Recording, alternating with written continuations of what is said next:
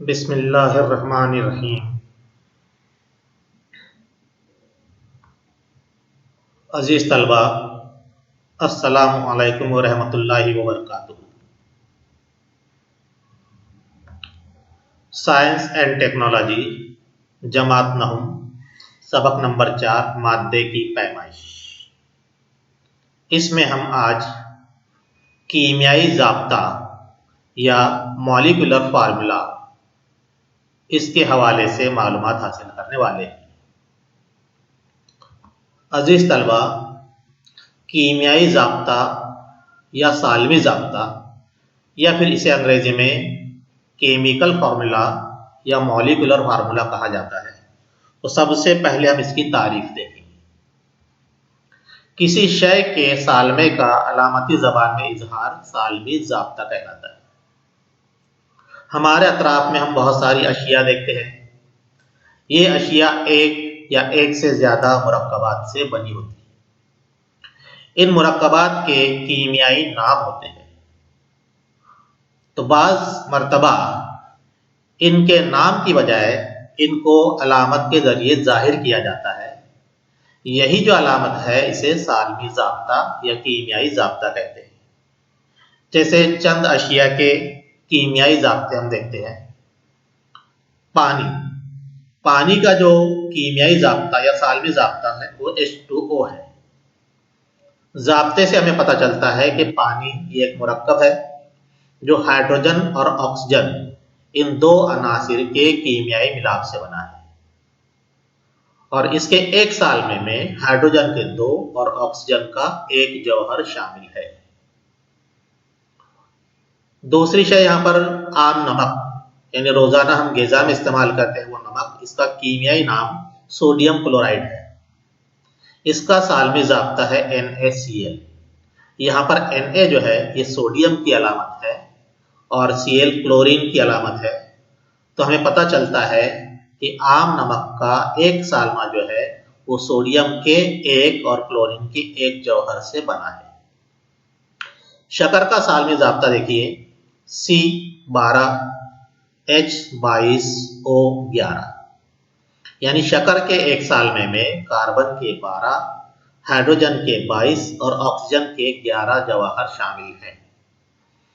اسی طرح hydro chloric acid HCl، اس میں ہائیڈروجن اور کلورین کے جواہر یا آئن شامل ہیں۔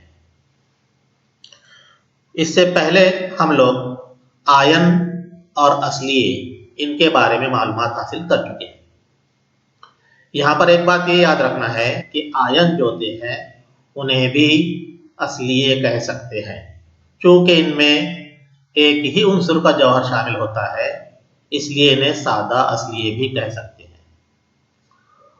اور جو دائیں جانب ہم کو ٹیبل دکھائی دے رہا ہے، اس میں دیکھیے ایک سے زیادہ عناصر کے جوہر شامل ہیں، تو انہیں مرکب اصلیے کہا جا سکتا ہے۔ کسی بھی شے کا سالمی ضابطہ یا کیمیائی ضابطہ لکھنے کے لیے ہمیں آئنوں اور اصلیوں کے ضابطے یا علامتیں معلوم ہونا بے حد ضروری ہے۔ جتنی علامتیں ہمیں معلوم ہوگی اتنے ہی زیادہ ہم کیمیائی ضابطے یا سالمی ضابطے لکھ سکتے ہیں۔ تو آپ کوشش کریں کہ آپ زیادہ سے زیادہ آئن اور اصلیوں کے ضابطے یا علامتیں یاد کریں۔ آپ دیکھتے ہیں کہ شے کا سالمی ضابطہ یا کیمیائی ضابطہ کس طرح لکھا جاتا ہے، اس کا طریقہ کیا ہے۔ آئنی بندش والے جو مرکبات ہوتے ہیں اس کے 2 حصے ہوتے ہیں۔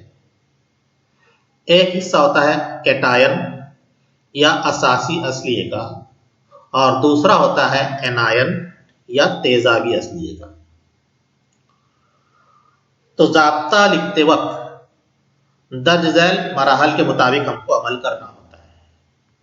تو جیسے ہم کو سوڈیم سلفیٹ کا کیمیائی ضابطہ لکھنا ہے، تو نام سے ہم کو پتہ چلتا ہے کہ سوڈیم سلفیٹ اس مرکب میں سوڈیم جوہر اور سلفیٹ یہ اصلیہ شامل ہے۔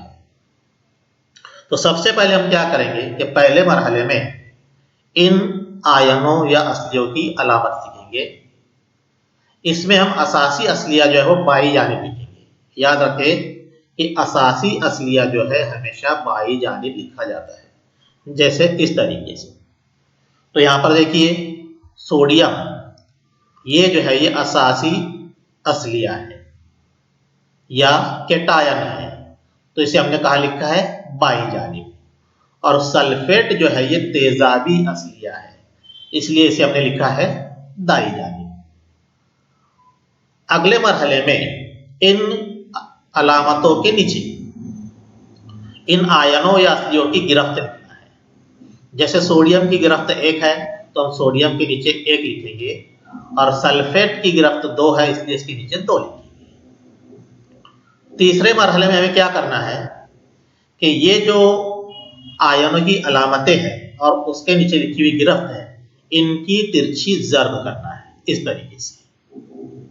یعنی 2 Na کو ضرب کرے گا اور 1 جو ہے وہ SO4 کو ضرب کرے گا.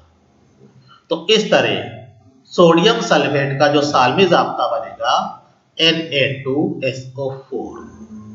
یعنی یہ جو 2 ہے یہ یہاں چلا جائے گا اور 1 جو ہے یہ SO4 کے آگے لگے گا. اب 1 ہے تو اس لیے عام طور پر اسے لکھا نہیں جاتا، تو یہاں پر 1 لکھا ہوا نہیں. تو اس طرح سوڈیم سلفیٹ جو ہے اس کا کیمیائی ضابطہ یا سالمی ضابطہ جو ہے Na2SO4 بن گیا. ایک اور مثال دیکھتے ہیں.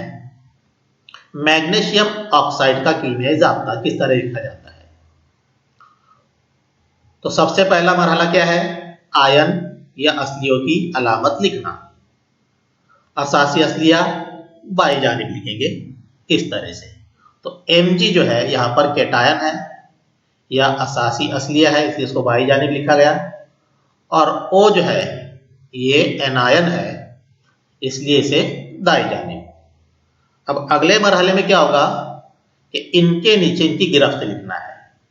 تو یہاں پر میگنیشیم کی جو گرفت ہے 2 ہے، اور اسی طرح آکسیجن کی گرفت بھی 2 ہے.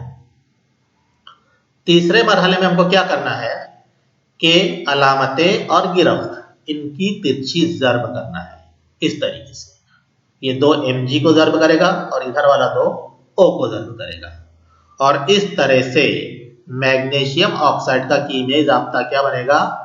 Mg2O2.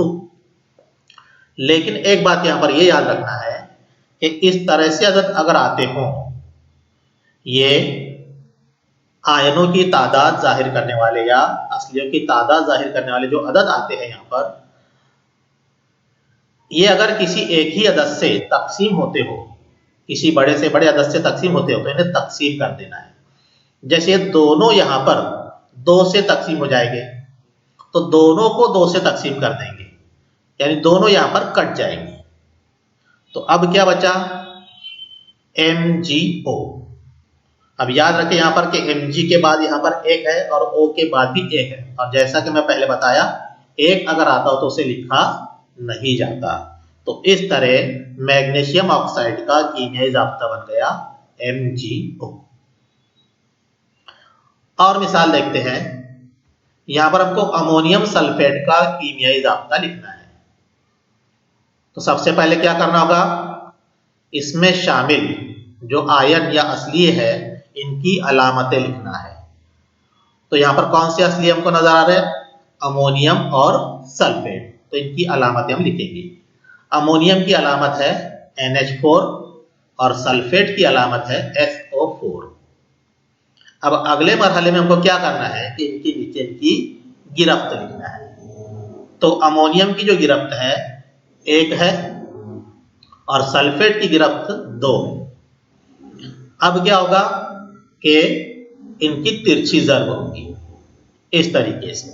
2 NH4 کو ضرب کرے گا اور 1 SO4 کو ضرب کرے گا.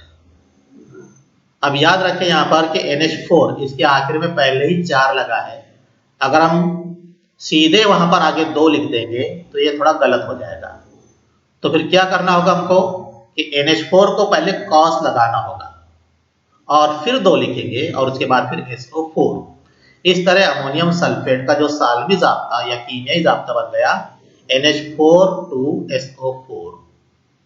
यहाँ پر یہ یاد رکھیں کہ اگر کوئی مرکب اصلیہ آتا ہے اور اس کے بعد اس کی تعداد ظاہر کرنے والا کوئی عدد آتا ہو تو پہلے اس مرکب اصلیہ کو کاس لگا دیں گے. تو اس طرح امونیم سلفیٹ کا جو سالمی ضابطہ ہے وہ NH4 2SO4 بن گیا. شکریہ، جزاک اللہ.